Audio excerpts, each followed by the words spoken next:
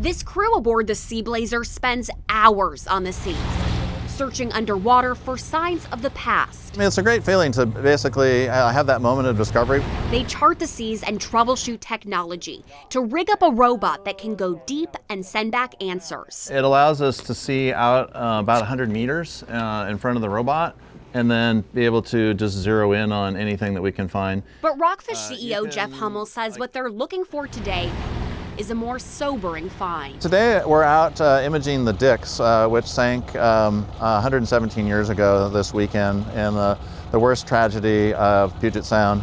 The SS Dix was part of the Mosquito Fleet, a group of private transport vessels on Puget Sound.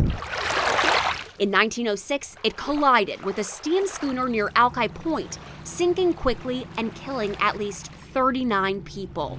Its location remained a mystery for decades, even though the tragedy happened this close to the city of Seattle. Fascinating that this wreck has been here unknown for 117 years, and you look at how close we are to everything. Hummel says more than 10 years ago, a different company used sonar to image a wreck near Alki, but based on the shape, didn't think it was the Dix. I'm gonna sneak by here quick, thanks. His crew visited the site a few years later to test equipment they designed and kept going back. They took new sonar images and say they needed to be looked at differently. And when you take the image and you flip it around and then you do the comparison of the features from a photograph to what we see on the sonar, that we get this perfect alignment of all the different features on the wreck. Hummel says nothing has been taken from the site to be tested to further confirm if it is in fact the SS Dix. Okay, here we go, guys. At this point, his team's assessment Pull it in a little bit. is based on sonar images.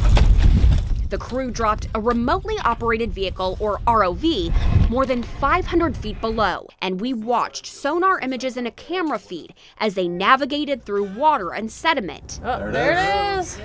Sonar imaging eventually showed a vessel shape.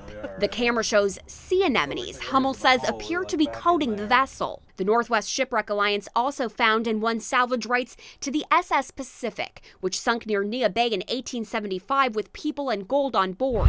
But there are differences here. One of the questions now is how to keep such a historically significant site safe and untouched. They're working on a number of avenues to try to seek legal protections.